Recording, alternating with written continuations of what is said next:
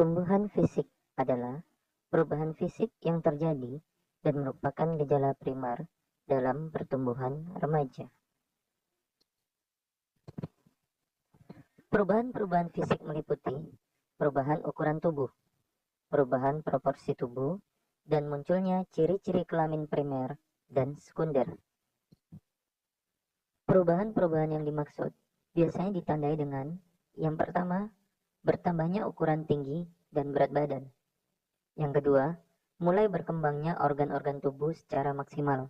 Munculnya ciri kelamin primer yang dimaksud pada anak laki-laki ditandai dengan mimpi basah. Sedangkan pada anak perempuan, kelamin primer ditandai dengan mulainya menstruasi atau haid yang lebih sering disebut dengan datang bulan.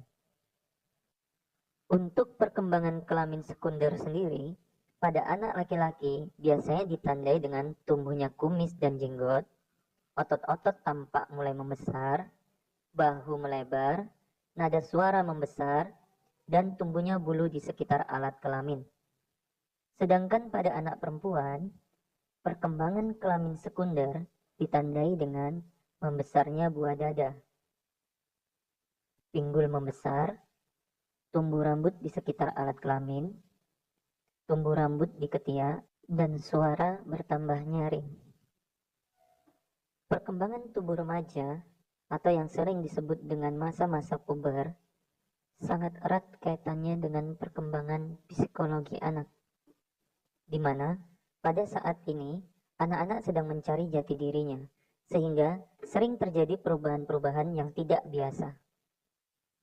Misalnya, emosi yang mulai tidak stabil, pemikiran yang mulai kritis, mulai memisahkan diri dari orang tua karena ingin mendapat pengakuan sebagai anak yang mandiri, mencari pergaulan baru yang sesuai dengan pola pikirnya.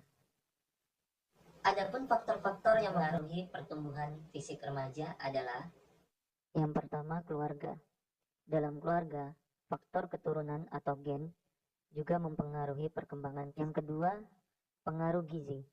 Pola makan dan asupan gizi seimbang akan dapat merangsang pertumbuhan dengan baik dan normal. Yang ketiga, gangguan emosional. Anak yang sering dimarah dan merasa ketakutan berlebihan akan menghambat pertumbuhan. Yang keempat, jenis kelamin. Laki-laki akan lebih berat dan tinggi daripada anak perempuan, kecuali pada usia 12-15 tahun, biasanya anak perempuan akan lebih cepat tumbuh dan berkembang. Ini juga dipengaruhi oleh bentuk otot dan tulang pada anak laki-laki dan perempuan. Yang kelima, status sosial ekonomi.